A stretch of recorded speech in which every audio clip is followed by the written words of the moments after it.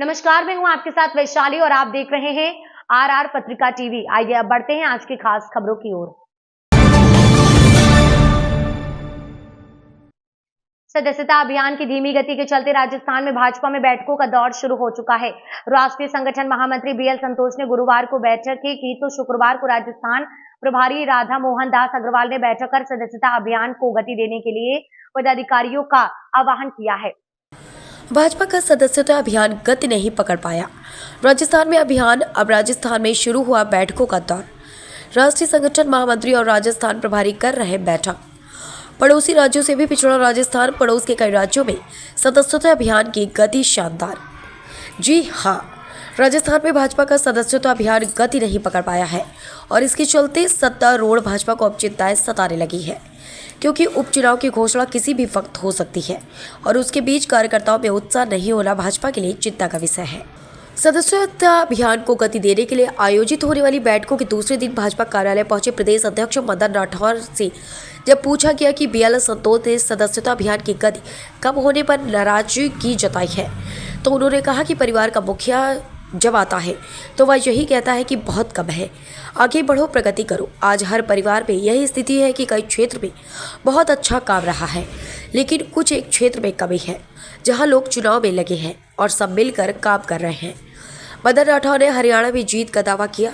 राहुल गांधी के हरियाणा में भाजपा को स्वीप करने के बयान पर कहा कि वो तो देश में भी 99 पर आकर फंस गए। किरोड़ी लाल मीणा से जुड़े सवाल पर उन्होंने कहा कि वो हमारे साथ हैं और काम कर रहे हैं और रोज काम कर रहे हैं और फाइलें निकाल रहे हैं। हमें क्वांटिटी नहीं बल्कि क्वालिटी पर करते हैं विश्वास। धैर्य और लोकतांत्रिक तरीके से कार्यकर्ताओं के द्वारा कार्यकर्ता जोड़े जाएं, इस कार्यनीति पर हम विश्वास करते हैं। राजस्थान में सदस्यता अभियान की प्रक्रिया से मैं संतुष्ट हूँ। प्रदेश भाजपा के कार्यकर्ता अपने लक्ष्य को पूरा करेगी। राधा मोहन दास अग्रवाल, प्रभारी राजस्थान बीजेपी। बहरहाल सदस्यता अभियान भाजपा के लिए चिंता का विषय है, क्योंकि राजस्थान भाजपा अपने पड़ोसी राज्यों से भी काफ़ी पीछे हो चुकी है। अब देखने वाली बात यह है कि इन बैठकों का दौर भाजपा पदाधिकारी और कार्यकर्ताओं में कितना उत्साह भर पाता है। हम सिर्फ क्वालिटी नहीं, क्वांटिटी नहीं, क्वालिटी पर भी विश्वास करते हैं। हम बहुत धैर्य के साथ, पूरे लोकतांत्रिक तरीके से और पूरे विकेंद्रित तरीके से कार्यकर्ताओं के द्वारा कार्यकर्ता जोड़े जाएं, इस कार्यनीति पर विश्वास करते हैं और इसलिए हम लोगों के कार्यकर्ताओं को प्रशिक्षित करने की, भाजपा की रीति नीति से अवगत कराने की, एक प्रामाणिक तरीके से सदस्यता कराने की, ये सारी प्रक्रिया चलती है। जो गति यहाँ चल रही है, मैं उससे पूरी तरह संतुष्ट हूँ और मैं आपको विश्वास दिला सकता हूँ, राजस्थान के भारतीय जनता पार्टी के कार्यकर्ता अपने प्रदेश अध्यक्ष और माननीय मुख्यमंत्री के नेतृत्व में इतिहास कायम करने जा रहे हैं। वैसे कुछ नेताओं की जो कार्यकर्ता हैं, उनकी नाराजगी सरकार में उनकी बात को तवज्जो नहीं मिल पा रही है। लगातार मैं तो यहाँ 1 महीने से कम हूँ ही, और आपने बहुत सारे हमारे कार्यक्रम रिपोर्ट किए हैं। मैं कोई कार्यालय में बैठ के काम करने वाला व्यक्ति तो हूँ नहीं, पूरे प्रदेश में घूम रहा हूँ और निचले स्तर के कार्यकर्ताओं से लेकर के और अपने कैबिनेट के मंत्रियों, उप मुख्यमंत्रियों सबसे मिल रहा हूँ। तो मैंने तो ऐसी किसी प्रकार की कोई न तो नाराजगी देखी, न असहमति देखी, न असंतोष देखा, न दुख दुखा, न पीड़ा देखा। कार्यकर्ताओं में एकदम अलग प्रकार का उत्साह है। सब इस बात को लेकर आशान्वित हैं कि हमने एक सरकार बनाई है जो बहुत लोकप्रिय है। 9 महीने के अंदर इस सरकार ने बहुत ऐतिहासिक काम किए हैं। कार्यकर्ता प्रत्यक्ष जनता से जुटे होते हैं, इसलिए उन्हें मालूम है कि जनता के बीच में पिछले 9 महीनों में भारतीय जनता पार्टी ने अपनी पकड़ कैसे बनाई है और इसका फल आप आने वाले उपचुनाव में देखेंगे। उपचुनाव में जिक्र आपने किया, आपने लगातार जो उपचुनाव की सीटें वहाँ पे आप दौरा कर चुके हैं। जी। कहाँ तक का फीडबैक, कितना क्या आपको लग रहा है वहाँ का रिस्पॉन्स, तो क्या कार्य जो देखिए, कुछ आप लोगों ने कमिटी तैयार की है? तो 7 सीटों का चुनाव है, उसमें से 1 सीट हमारी है।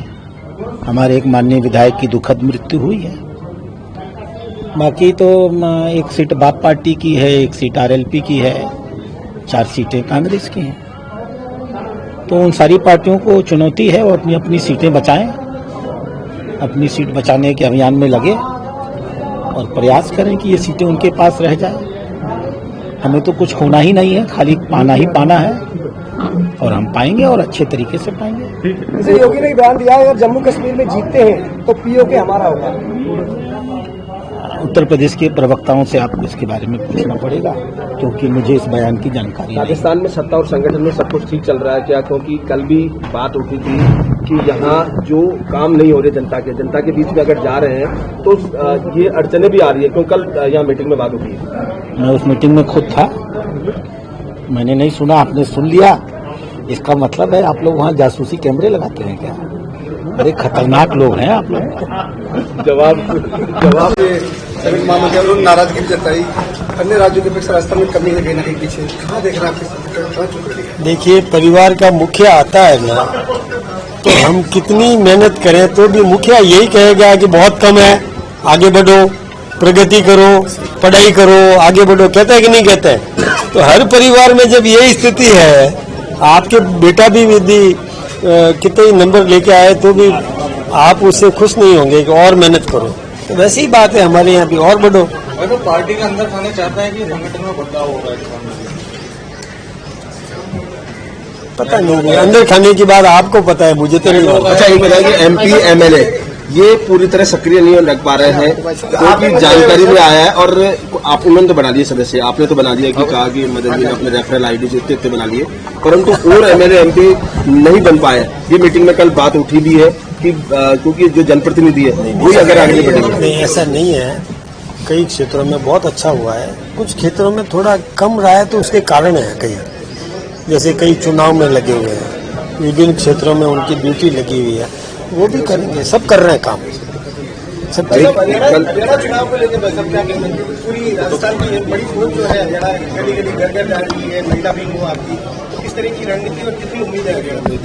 हरियाणा में हम सरकार बनाएंगे, निश्चित रूप से सरकार बनाएंगे। कांग्रेस तो अपने दावे करेगी ना, कांग्रेस दावा नहीं करेगी तो फिर कैसे उसकी राजनीति खत्म हो जाएगी ना, इसलिए दावा तो उनको करना ही पड़ेगा। राहुल गांधी कह रहे हैं कि स्वीप कर रहे हैं हरियाणा में बीजेपी। राहुल गांधी जी तो देश में भी स्वीप करना चाहते थे, 99 पे आके अटक गए, 99 के फेर में फंस गए वो। प्रदेश प्रभारी जी ने कहा कि मोर्चा की जो कार्यकारिणी है वो अब चुनाव के बाद बनेगी। क्या ऐसा लगता है कि प्रदेश अध्यक्ष है युवा मोर्चा का, वो इस्तीफा देने जा रहे हैं? अभी मुझे इसकी कोई सूचना नहीं है, न कोई ऐसी बात है, ऐसी कोई चर्चा नहीं है। कांग्रेस के एक सांसद कहते हैं कि गुरोड़ी बाबा को जब तक साथ में नहीं लोगे तब तक आप हमें हरा नहीं सकते, क्या कहना चाहेंगे? साथ ही है ना यार, वो उनको क्या लगता है, वो मुंगेरी लाल के सपने देख रहे हैं, लाल टपक रही है, किरोड़ी लाल जी काम कर रहे हैं। अभी हम साथ में ही थे, इतनी देर तक हम काम ही कर रहे थे, सरकार का ही काम कर रहे थे। वैसे मना क्यों नहीं पा रहे उनको? मने है ना, मनाए हुए है ना भाई। देखिए, मैं एक बात आपसे बताऊं, नहीं विभाग खाली नहीं पड़ा है, आप पता कर लीजिए, रोज काम कर रहे हैं, रोज फाइलें निकाल रहे हैं। हाँ, जान रहे दफ्तर, रोज फाइलें निकाल रहे हैं। अब मैं कहाँ काम कर रहा हूँ, मैं वहाँ बैठ के काम कर रहा हूँ, यहाँ बैठ के काम कर रहा हूँ, पार्टी का काम कर रहा हूँ, वो भी सरकार का काम कर रहे हैं। आप पता कर लो, रोज फाइलें निकल रही है। और किरोड़ी लाल जी से पूछ लो ना कि फाइलें निकाल रहे कि नहीं निकाल रहे, मेरे से क्यों सवाल कर रहे हो? नहीं, आप प्रदेश के मैं कह रहा हूँ आपको कि काम कर रहे हैं।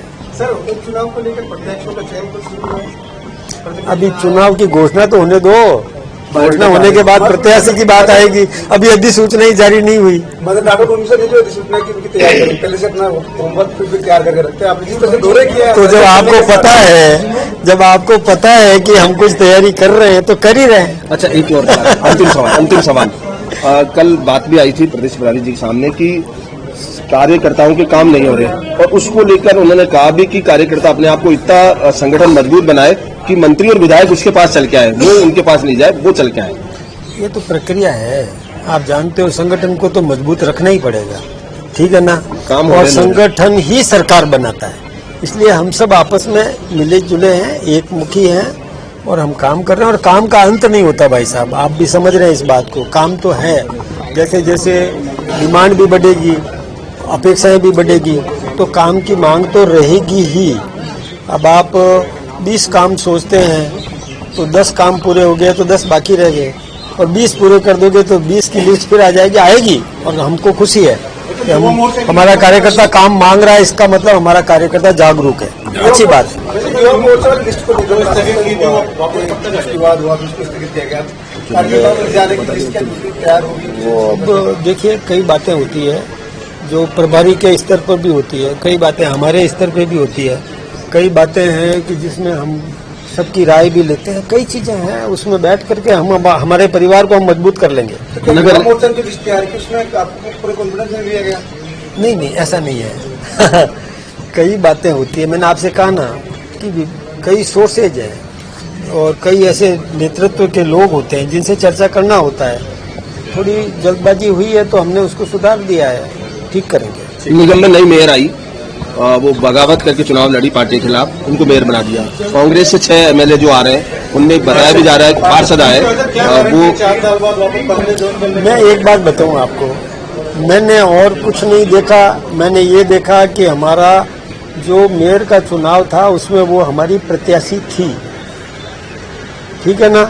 तो उस समय जिनको देखना था उन्होंने सारा कुछ देख के ही प्रत्याशी बनाया होगा, तो हमने उनको प्रत्याशी बनाया, तो क्या दिक्कत की बात। ठीक है, थैंक यू सर। इस अंक में फिलहाल इतना ही। अगले अंक में फिर होगी मुलाकात, तब तक के लिए नमस्कार।